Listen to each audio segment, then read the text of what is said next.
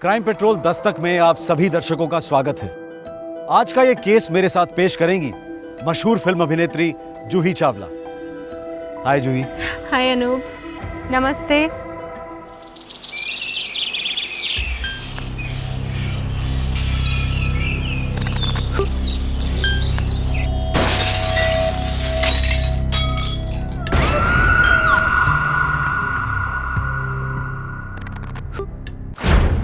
आज का केस शुरू तो हुआ एक आम घरेलू समस्या को लेकर, पति पत्नी के बीच की अनबन।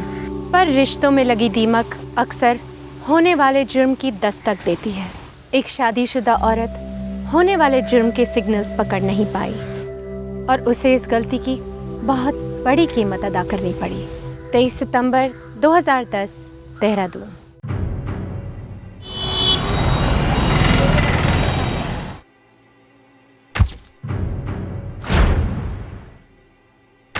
अरुंधति, जो तकलीफ़ें तुम्हारे पति ने तुम्हें दी हैं तुमने गिनवाई हैं।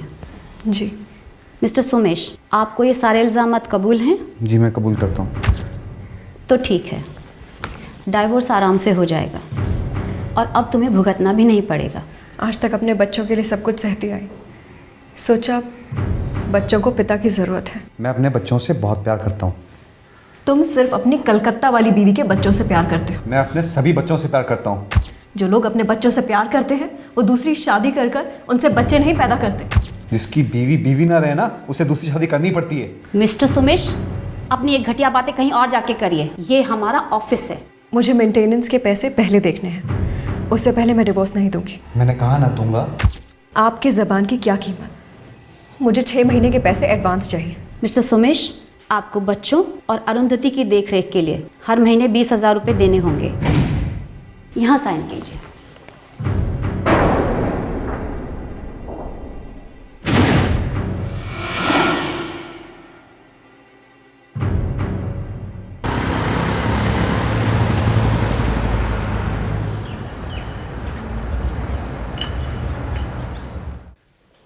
अरुंधति के माता पिता और भैया जानते थे कि अरुंधति की शादी दम तोड़ रही है।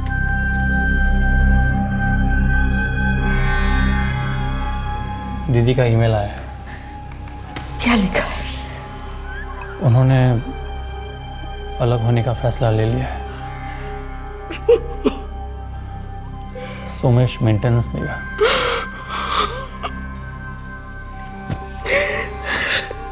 तकदीर नहीं बदलती। नहीं, गलती को तकदीर का नाम मत दो। ये शादी ही गलत थी। भगवान करे उन दोनों के बीच पहले जैसा सब ठीक हो जाए। अरुंधति और सोमेश के बच्चे छोटे थे, पर अपने माता पिता के बीच घमासान लड़ाइयां देख चुके थे, आदी हो चुके थे। लेकिन इन मासूमों को भनक तक नहीं थी कि उनके मम्मी पापा हमेशा के लिए अलग होने जा रहे थे। अरे रोमा, डिवोर्स तो सिर्फ एक फॉर्मेलिटी है ना। मैं कह रहा हूँ ना, मैं पूरी तरीके से तुम्हारा ही हूँ। अब बस कुछ ही दिनों की तो बात रह गई है।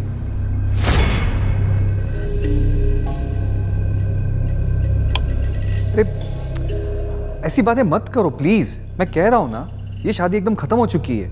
It's finished. अब हम लोग नए सिरे से एक नई जिंदगी शुरू करेंगे, ठीक है? मैं, तुम और हमारे बच्चे, बस। I love you Roma, I really love you. Okay, bye. पता नहीं वो कौन सा मनहूस दिन था जब तुम मेरी जिंदगी में। किसी जमाने में ये दोनों उस दिन को सबसे खूबसूरत दिन मानते थे।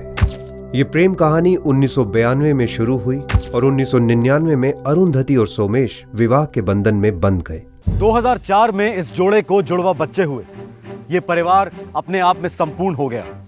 लेकिन स्वर्ग को नर्क में बदलने में ज्यादा देर नहीं लगी।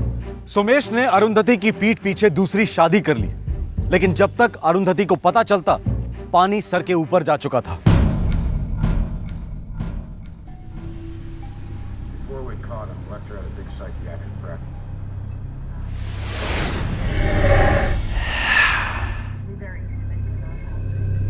$5,000 चाहिए।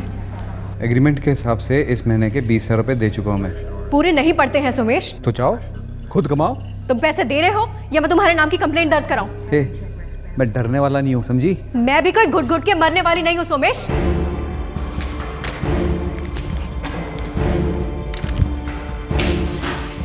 अपनी लिमिट में रह, समझी?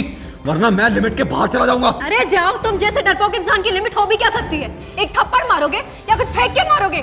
अरे पता नहीं उस औरत ने तुम जैसे नामर्द में देख क्या लिया। छी! अब बहुत हो गया, बहुत हो गया, बता रहा हूँ। बहुत नहीं हुआ, ये तो अभी सिर्फ शुरुआत है। तुम एक शादीशुदा आदमी होते हुए किसी चीप लड़की के साथ जाकर 7 फेरे कैसे ले सकते हो? अब तुम देखो, कानून तुम्हें जेल के कितने फेरे दिलवाता है। पूरे 7 साल के लिए अंदर जाओगे तुम, समझे? 7 साल के लिए फिरेगी मुझे अंदर? अच्छा, मैं बताता हूँ कितने टाइम के लिए अंदर जाता है तू।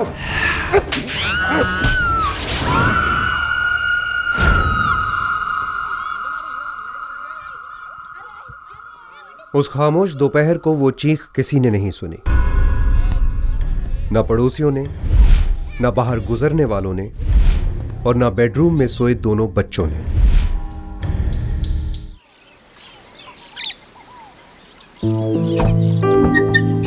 चलो। पापा, मम्मी ऐसे कैसे दिल्ली चली गई? हमको क्यों नहीं लेके गई? बेटा तुम लोग सो रहे थे ना, उनको जल्दी थी इसलिए चले गए। मैं मम्मी से कभी बात नहीं करूंगी। ऐसा नहीं कहते शोना, मम्मी को अपनी मम्मी से मिलने जाना था ना। तुम लोग भी बड़े हो रहे हो, तुम लोग को काफी सीखना सिखाना बाकी है अभी।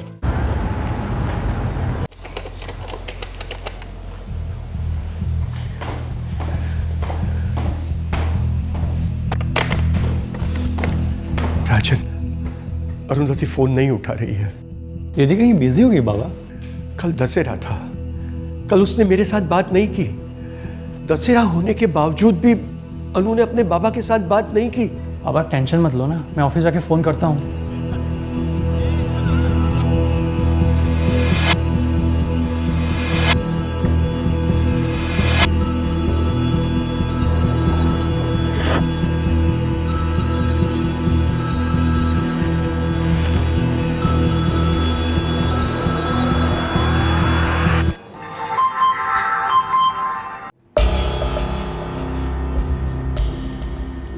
मैं ठीक हूँ, बस कुछ चीज़ें सुलझानी थी। उम्मीद करती हूँ कि दशहरा अच्छा रहा होगा। मैं फिर कभी फ़ोन करती हूँ।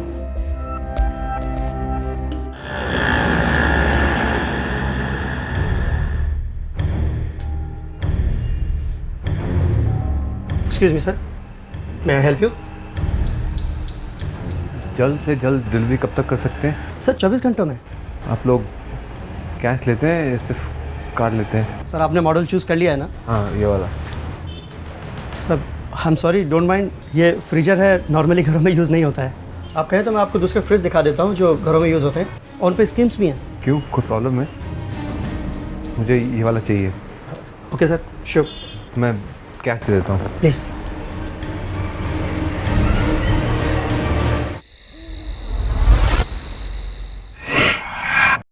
पापा, मुझे रात को ब्रश करना अच्छा नहीं लगता। बेटा ज़िंदगी में बहुत सारी चीज़ें ऐसी होती हैं जो ना चाहते हुए भी करनी पड़ती हैं। आज के बाद रोज़ रात को ब्रश करना है, ठीक है? अब रोज रात को ब्रश करना पड़ेगा? बड़े होकर भी? हाँ, और जब तुम बड़े हो जाओगे ना, तब तुम्हें समझ में आएगा कि पापा ने जो भी कुछ कहा बिल्कुल सही कहा, और पापा ने जो भी कुछ किया ना वो भी बिल्कुल सही किया। अभी चलो ब्रश करो।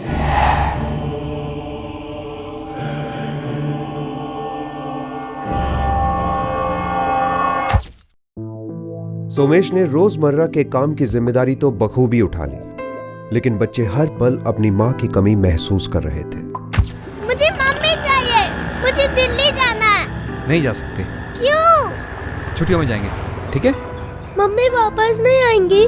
मम्मी हम तीनों के बगैर कैसे रह सकती है? हाँ, फिर छोड़कर क्यों गई? बेटा पापा और मम्मी के बीच में कुछ बातों को लेकर के मिसअंडरस्टैंडिंग हो गई है, इसलिए मम्मी दिल्ली गई है। वहाँ पे आराम से बैठ के सोचेंगी। तब तक पापा है ना तुम्हारा ख्याल रखने के लिए। मेरी बातें समझ रहे हो ना यश, मीनाक्षी?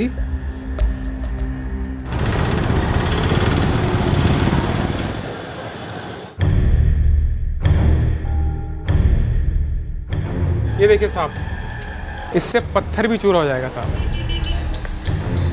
मैं आपको दिखाता हूँ सर इसको।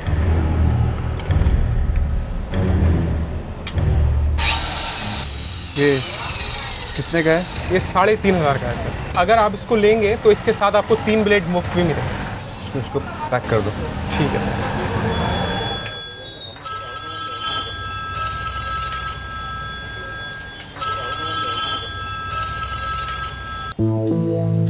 बोल राजन। हाँ बस ऐसे ही, वो दीदी फ़ोन नहीं उठा रही थी और 2 दिन से बात भी नहीं हो पा रही है। अरे वो तो मुझसे भी बात नहीं कर रही है, बैठी रहती है पुतले की तरह चुपचाप। क्यों, सब ठीक तो है ना जीजा जी? हाँ, बहुत बहुत अच्छा चल रहा है साले साहब। वो तुम्हारी दीदी को मेडिटेशन का भूत सवार है। मौन व्रत रखा है उसने, बच्चों से भी बात नहीं कर रही है। अजीब बात है। कब तक चलेगा ये? पता नहीं, कह रही थी कि 3-4 दिन का कोर्स है। अब जब बोलेगी तभी पता चलेगा ना कि कब खत्म होगा। आप दोनों के बीच में जो कुछ भी हो रहा है ना, मम्मी पापा बड़े परेशान हैं यहाँ पर। अरे उनसे कहो मैं कोई राक्षस नहीं हूँ। मैं और तुम्हारी दीदी आपस में पैचअप करने वाले हैं। ये शादी नहीं टूटेगी। थैंक गॉड जीजा जी। मम्मी पापा को मेरा प्रणाम कहना। ठीक है जी। ये लीजिए सर।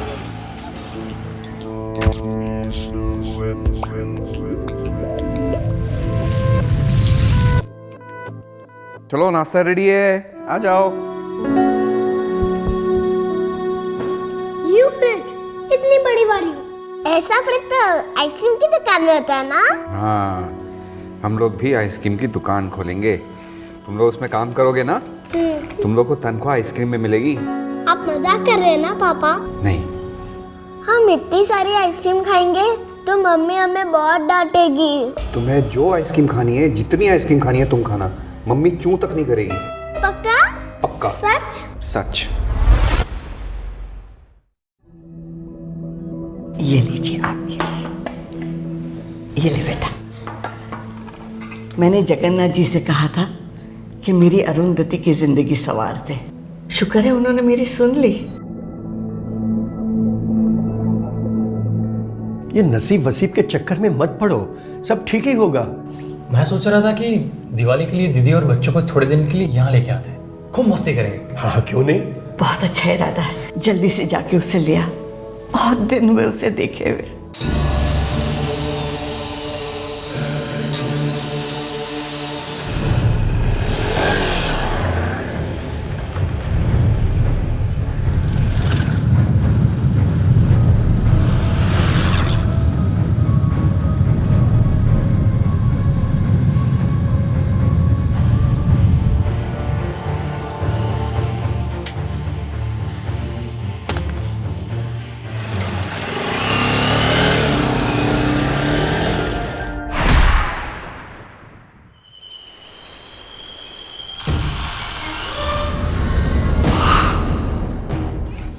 हेलो सुमेश जी।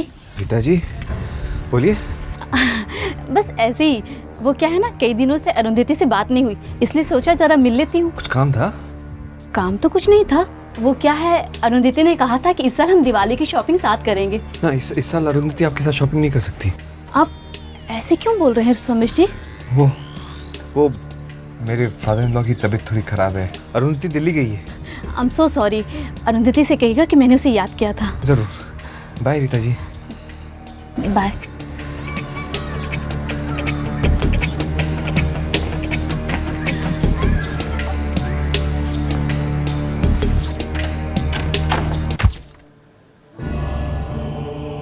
जाहिर है कि सोमेश झूठ बोल रहा था।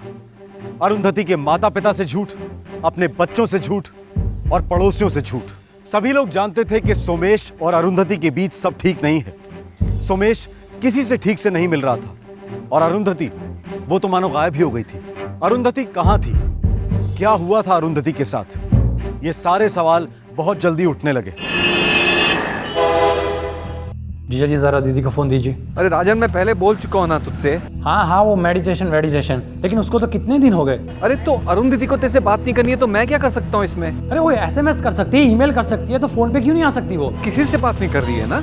मुझसे नहीं बात कर रही है, तुझसे नहीं बात कर रही है, तेरे मम्मी पापा से नहीं बात कर रही है। तू जानता है ना तेरी बहन कितनी जिद्दी है। जीजा जी मैं उससे कई ज्यादा जिद्दी हूँ। उसे फोन दीजिए। अभी दीजिए। मैं घर पहुंच के देता हूँ। कितनी देर में घर पहुंच रहा है? बस थोड़ी देर में। कितनी देर में जीजा जी? 1 घंटे में बस। खुश? यार तेरी दीदी खामोश हो गई तो तू मुझे क्यों विलन बना रहा है?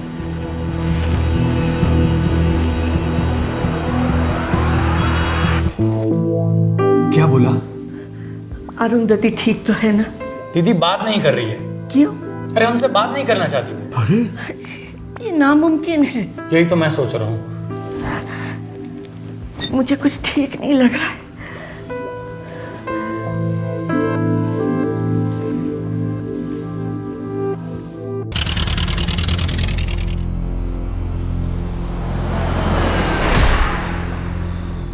अगले ही दिन अरुंधति का भाई राजन देहरादून पहुंचा।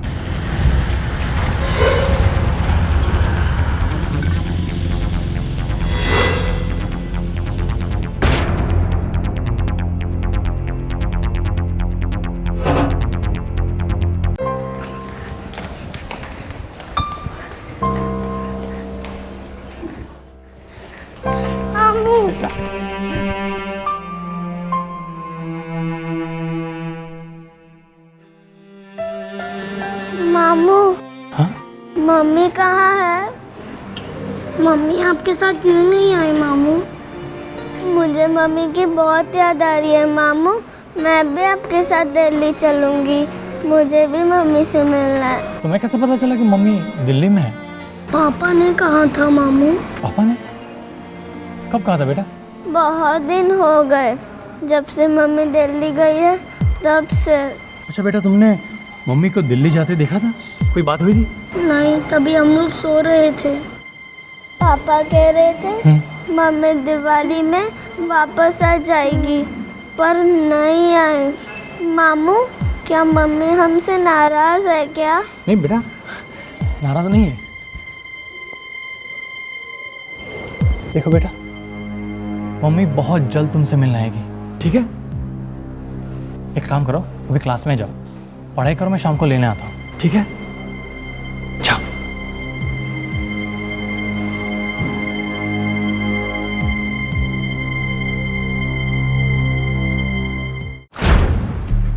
राजन ने पुलिस को इत्तला करने में 1 सेकंड की भी देरी नहीं की और पुलिस ने सोमेश के घर पहुंचने में भी कोई देरी नहीं की।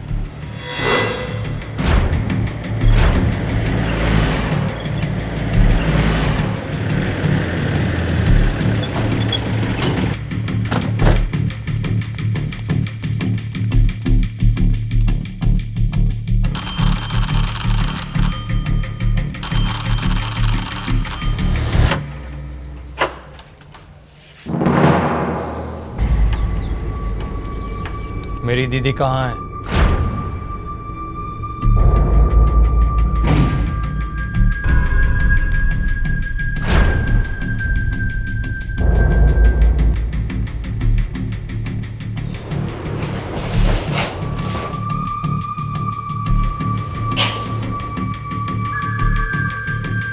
मिस्टर सोमेश, कुछ बोलेंगे भी? मिसेस अरुंधति कहाँ है?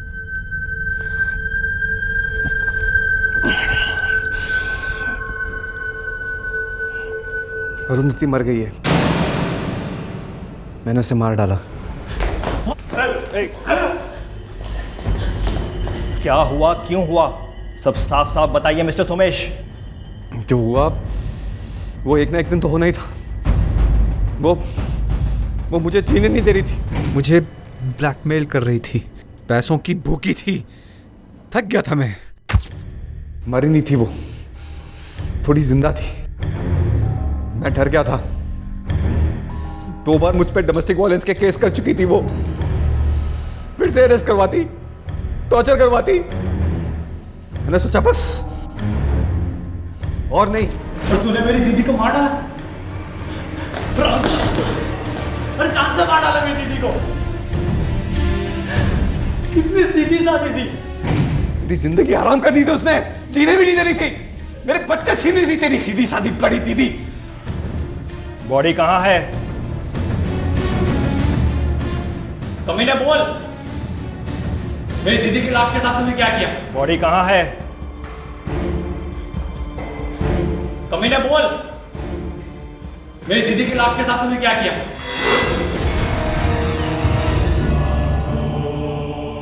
2 दिनों तक सोमेश ने अरुंधति की लाश को घर पर ही रखा। उसने मासूम बच्चों से झूठ बोला कि उनकी मां दिल्ली गई है।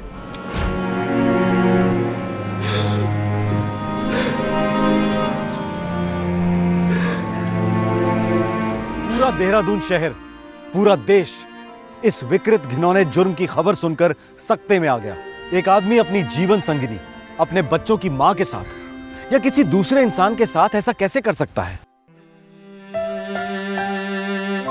अरुंधति के बच्चों को गहरा सदमा पहुंचा है। उनके दिलो दिमाग में क्या चल रहा है ये कोई नहीं जानता, पर इतना हम सब जानते हैं कि इन बच्चों की मां के साथ साथ इनके बचपन के भी टुकड़े हो चुके हैं। यू फ्रिज, इतनी बड़ी वाली, ऐसा फ्रिज तो आइसक्रीम की दुकान में होता है ना? हम इतनी सारी आइसक्रीम खाएंगे तो मम्मी हमें बहुत डांटेगी।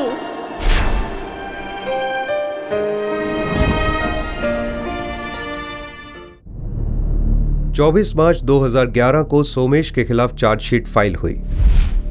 फिलहाल वो जुडिशियल कस्टडी में है।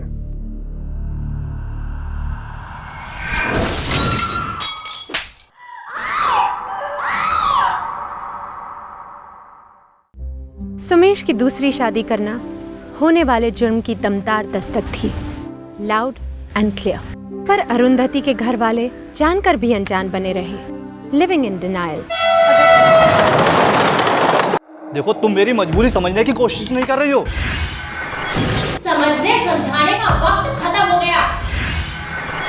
आज के बाद तुमने उस लड़की के साथ कोई भी रिश्ता रखा तो समझो तुम्हारा भी वक्त खत्म हो गया। थोड़ा वक्त तो लगेगा ना? तुम्हें बर्बाद करने में कोई भी वक्त नहीं लगेगा। चुटकियों में हो जाओगे, जानते हो ना तुम? इस दुनिया में हर इंसान का अपना वजूद होता है, अपनी एक खास जगह होती है और वो जगह दूसरा कोई नहीं ले सकता।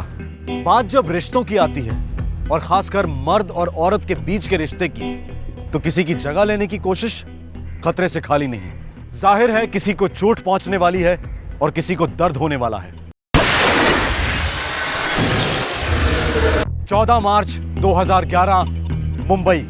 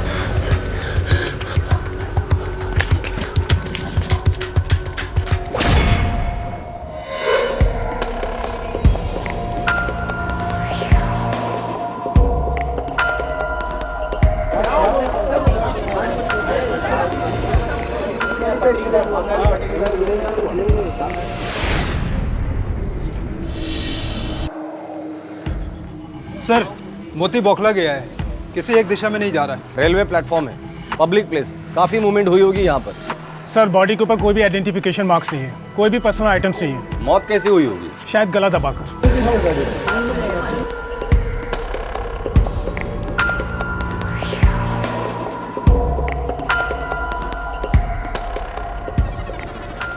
उधर सर काफी बड़ा सूटकेस है, पता करो कौन से दुकान से खरीदा है उसे। Okay sir.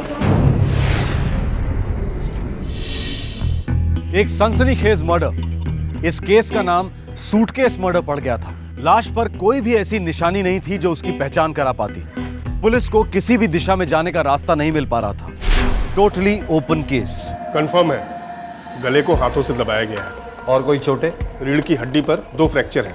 मतलब मर्डर के पहले इस तरह पीटा गया था कि इसके पीठ की हड्डी टूट गई। शायद ऐसा नहीं है, मुझे लगता है कि लाश को सूटकेस में फिट करने के लिए हड्डी तोड़ी गई, और वो भी मर्डर के बाद। सर वो सूटकेस बनाने वाली दुकान कुछ पता नहीं चल पाया। एक काम करो, इस औरत का अखबार में फोटो छाप दो। कोई ना कोई तो इन्फॉर्मेशन इस औरत के बारे में हमें मिल ही जाएगी। सर एक इन्फॉर्मेशन और देनी थी। जी कहिए। ये औरत प्रेग्नेंट थी, 4था महीना था।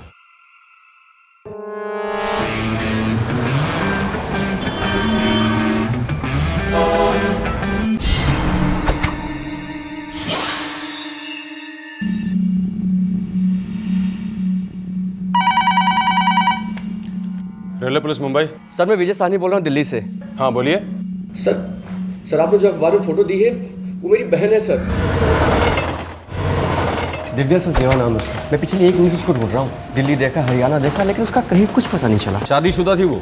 कहने को शादीशुदा थी, पर एक्चुअली फंसी हुई थी। गायब क्यों हुई थी और कब हुई थी? उसने अपना घर छोड़ दिया था। आपको कैसे पता? उसके पति ने मुझे बताया था। उसके पति पर आप यकीन करते हैं?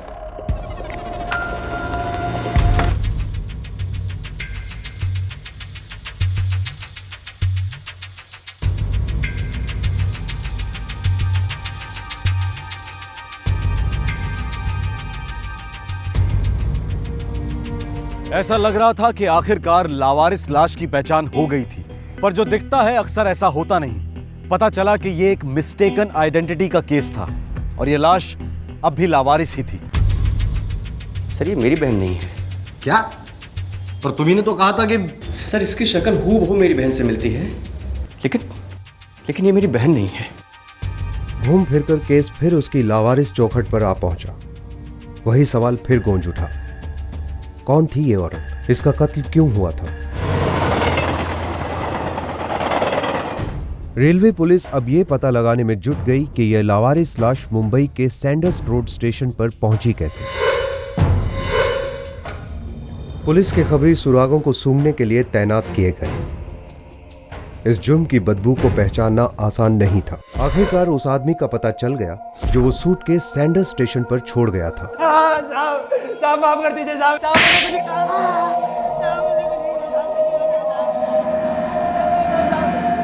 चिलम की कसम साहब, अपन ने सिर्फ बैग चुराया था साहब। काफी भारी था, इससे लगा कि काफी माल होगा साहब। साहब ने जब बैग खोला तो अंदर लपड़ा था साहब, इसलिए अपन वहीं से कट गया साहब। साहब अपन ट्रेन में अकेले भटक रहे था साहब। डोंबी वाली में साहब अपन ने उस बैग को देखा साहब काफी बड़ा बैग था। अपन को लगा उसमें काफी माल होगा साहब। खाली पड़ेला था साहब अपन सामने बैठा था साहब, बिल्कुल सामने। दादर स्टेशन तक कोई मक्की तक नहीं भटकी थी साहब। तभी अपन ने सुपड़ी में हाथ मारा और सैंडर्स रोड पर कल्टी मार गया साहब। सर ये जर्सी तो बर्बाद लगता है। सर इसमें इतनी हिम्मत नहीं हो सकती कि ये किसी औरत का खून कर दे। डोंबिवली, पोद्दार, थाना डोंबिवली हमारा टारगेट एरिया होना चाहिए। पुलिस को जर्सी से कोई खास जानकारी नहीं मिली, पर उसने पुलिस को एक अहम सुराग दिया। उसने सूटकेस ट्रेन में डोंबिवली स्टेशन से देखा था। डोंबिवली और आसपास के सबर्ब्स में पुलिस ने अपनी तहकीकात शुरू की। सारे इलाके में मृतक की तस्वीरें चिपकाई गई।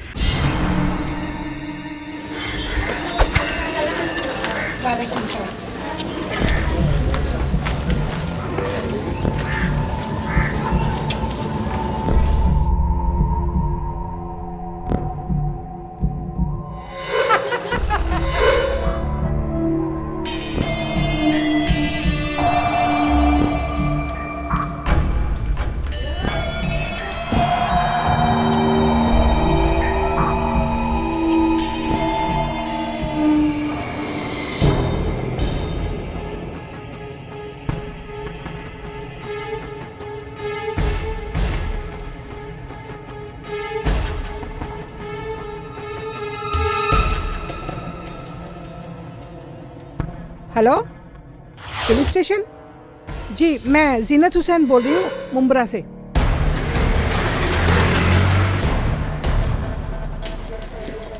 जीनत हुसैन।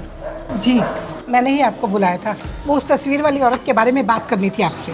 जी बताइए, क्या जानती है इस औरत के बारे में? जी ज्यादा तो कुछ नहीं याद है मुझे इसके बारे में। वो क्यों बुलाया हमें? देखिए, पहले एक आदमी ने गलत चेहरा पहचान कर हमारा काफी वक्त बर्बाद किया है। मैं इसके कपड़ों को बहुत अच्छी तरह से पहचानती हूँ और अपनी कारीगरी को तो और भी अच्छी तरह से पहचानती हूँ। इसने जो ड्रेस पहन रखा है वो 1 हफ्ता पहले मैंने ही सिला है। ये देखिए, उसका बचा हुआ कपड़ा भी है मेरे पास। आपा, जरी का काम बॉर्डर पर और गले पर कैसा रहेगा? बहुत बुरा लगेगा। अरे कहाँ बाबा आदम के जमाने की बात करती है। मैं तेरे लिए एक नए डिजाइन की ड्रेस बनाऊंगी। अरे तेरे तो होश ही उड़ जाएंगे। ठीक है आपा, अब आपसे क्या बहस करना।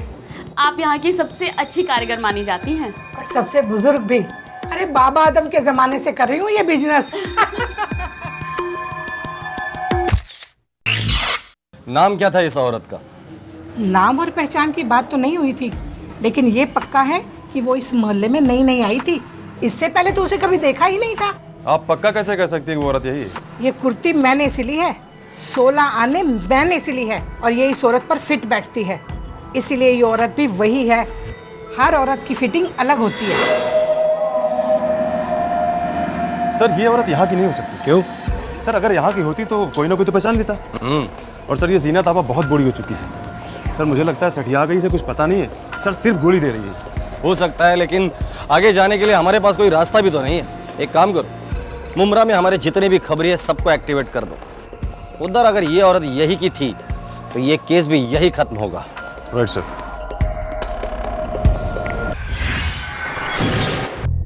उम्मीद की एक और किरण उभर आई थी। वो औरत शायद पहचानी जाने वाली थी, पर नहीं।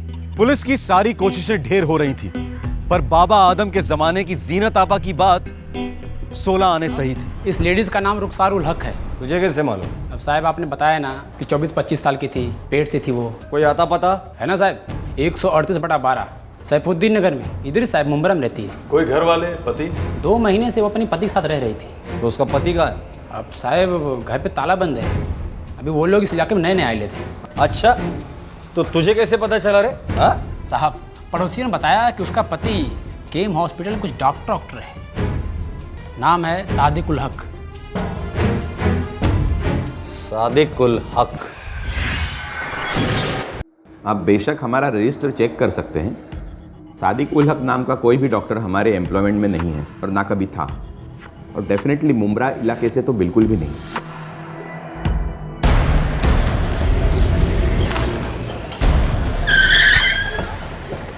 पुलिस तुरंत सादिक उल हक के घर पहुंची। यहाँ अखबार कौन पढ़ता है साहब? ये जो जनानी थी ना रुखसार, वो कभी किसी से बातचीत नहीं करती थी। जब देखो वो घर पर ही बैठी रहती थी। अरे सर, उसका शौहर भी किसी से मिलता जुलता नहीं था सर, लाट साहब की तरह रहता था। सुना है बड़ी डिग्रियां विग्रियां थी उसके पास। नाक तो उसकी आसमान की तरफ ही रहती थी। किसी ने तो बात की होगी कभी, कोई रिश्तेदार या कोई तो घर पर आता जाता होगा। जी नहीं साहब।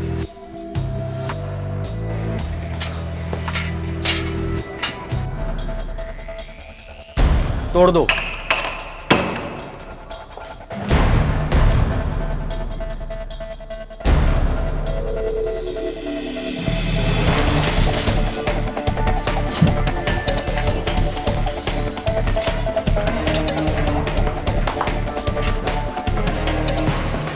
सर इस रेलवे टिकट के अलावा और कुछ नहीं मिला। 16 फरवरी मोतिहारी से मुंबई। हो सकता है ये जोड़ा बिहार से हो, मोतिहारी इलाके का। नंबर उधर पता करो, ये नंबर किसका है।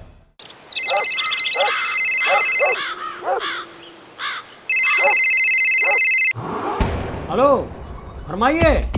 कौन बोल रहा है? हम मुनाफ हुसैन दवा वाला बोल रहे हैं साहब। अच्छा, मैं मुंबई से बोल रहा हूँ। सादिक है क्या वहाँ पर? अरे भाई कौन सादिक?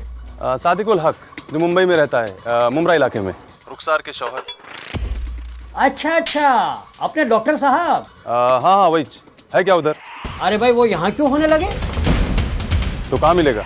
उनके बारे में तो तौसीफ या सभी भी कुछ बता सकते हैं। और ये दोनों कहाँ मिलेंगे? अरे साहब, ये हकीम खाना है, कोई डाक खाना नहीं। जितना मालूम था उतना बता दिया। अब कुछ दवा दारू चाहिए तो बताइए, वरना फिर अल्लाह हाफिज।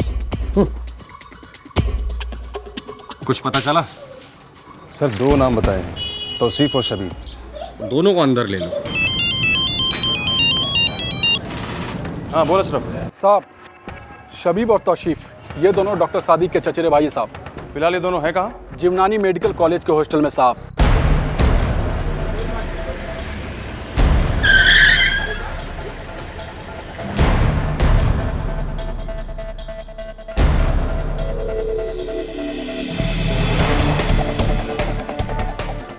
जिवनानी मेडिकल कॉलेज के हॉस्टल से पुलिस ने सादिक के दोनों चचेरे भाइयों तौसीफ और शबीब को पूछताछ के लिए हिरासत में लिया।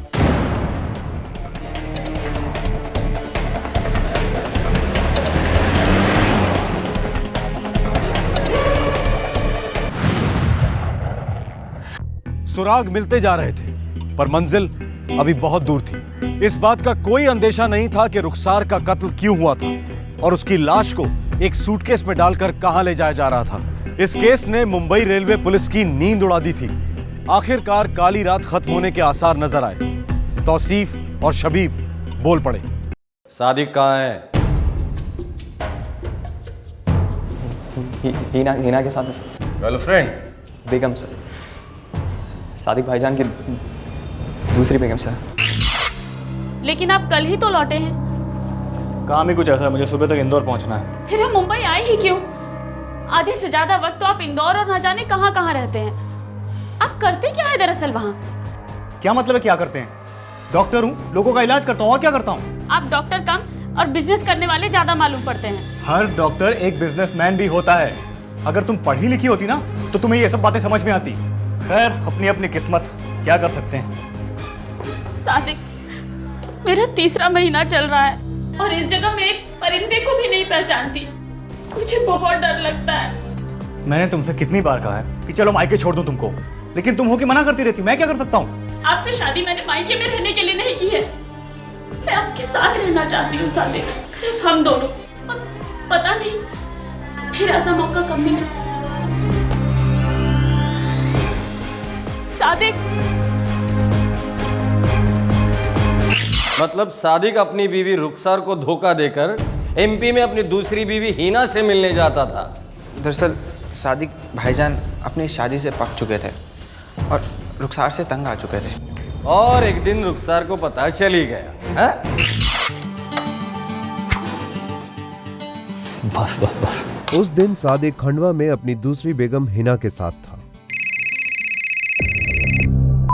हाँ रुखसार बोलो। आप मुझे यहाँ लेने आ जाइए जल्दी। क्या मजाक कर रही हो? इस वक्त मैं कैसे आ सकता हूँ? मैं खंडवा में हूँ। मैं भी खंडवा रेलवे स्टेशन पर ही हूँ, जल्दी आइए। तुम खंडवा स्टेशन पे क्या कर रही हो? सर, सादिक भाईजान की प्लानिंग हमेशा टिप टॉप रहती थी सर। दूसरी शादी में उन्होंने फर्स्ट क्लास छुपा के रखी थी, लेकिन भाभी जान ने पता लगा ही लिया सर उसके बारे में।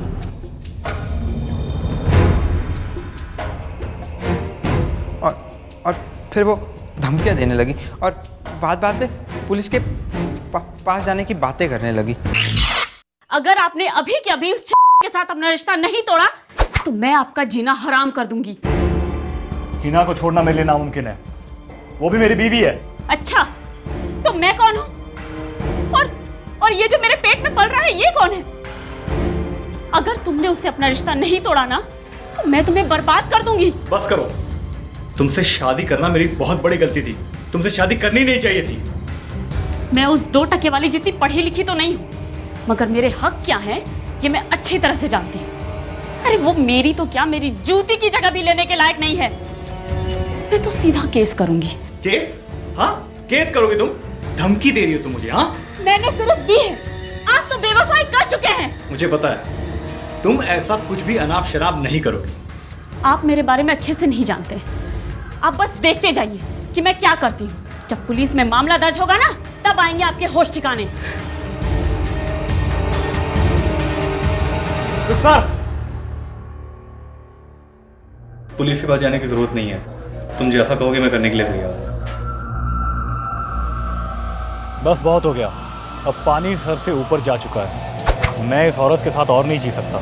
मैं तो आपको पहले ही कहा था भाईजान, भाभी अपने बराबर की नहीं, निकाह मत कीजिए। आप सुनते नहीं है ना किसी की, अब झेलिए। बस निकाल रहा हूं मैं उसे अपने घर से, अपनी जिंदगी से। लेकिन गांव वाले से क्या बोलेंगे आप भाईजान? बोल दूंगा भाग गई। आप कमाल करते हैं भाईजान। एक झूठ तो आप गांव वालों को बोल चुके हैं कि आप मुंबई में एक डॉक्टर हैं, लेकिन गांव वालों को आप ये नहीं बोल पाएंगे कि एक 4 महीने की गर्भवती औरत कहीं भाग गई। हजारों सवाल पूछेंगे लोग, उंगलियां उठाएंगे आपके ऊपर। उंगलियां नहीं उठेंगी तौसीफ, क्योंकि अगर उंगलियां उठेंगी भी ना तो दिखाई नहीं देंगी, क्योंकि रुखसार दिखाई नहीं देगी। आप क्या कहना चाह रहे भाईजान? तुम दोनों मेरा साथ दोगे ना?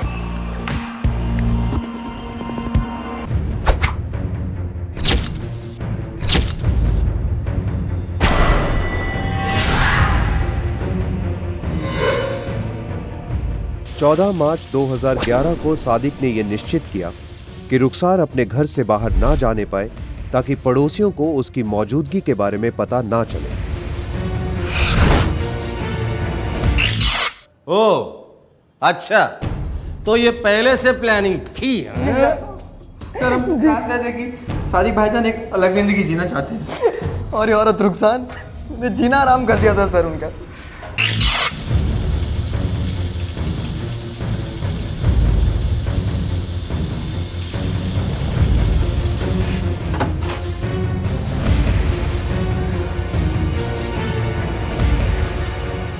रात हो जाए बस। भाईजान लास्ट में फिट नहीं होगी। फिट होगी।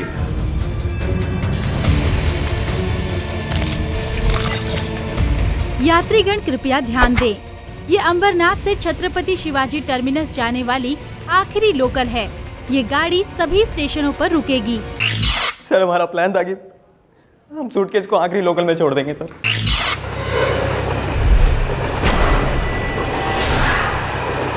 सर रुखसार भाभी और भाईजान को मुंबई आए मुश्किल से 2 महीने हुए थे। भाभी जान और भाईजान को कोई नहीं जानता था सर।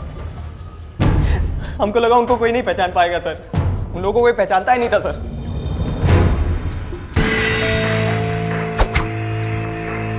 सादिक को खंडवा में धर लिया गया। सादिक को रुखसार का कत्ल करने का रत्ती भर का अफसोस नहीं है। आखिरकार रुखसार की लाश को दफना दिया गया है। रुखसार एक खुशहाल शादीशुदा जिंदगी गुजारने की कोशिश कर रही थी, और अपनी इसी कोशिश के चलते किसी के साथ जबरदस्ती जिंदगी बिताना कोई जिंदगी नहीं होती। रुखसार जान चुकी थी कि सादिक उसका नहीं है, और शायद उसका कभी था ही नहीं। जरूरी था कि वो अपने साथ हुए धोखे को समाज के सामने रखे और अपने हक के लिए लड़े, प्यार के लिए नहीं। दर्द जरूर होता, लेकिन जख्म भर जाते, पर जिंदगी तो नहीं गंवानी पड़ती। हर जुर्म दस्तक देता है। ध्यान से सुनिएगा, जानें बच सकती हैं। फिर मिलेंगे। जय हिंद। क्राइम पेट्रोल्स के और भी दिलचस्प कहानी देखने के लिए हमारे चैनल को सब्सक्राइब करें और बेल आइकॉन दबाना न भूलें।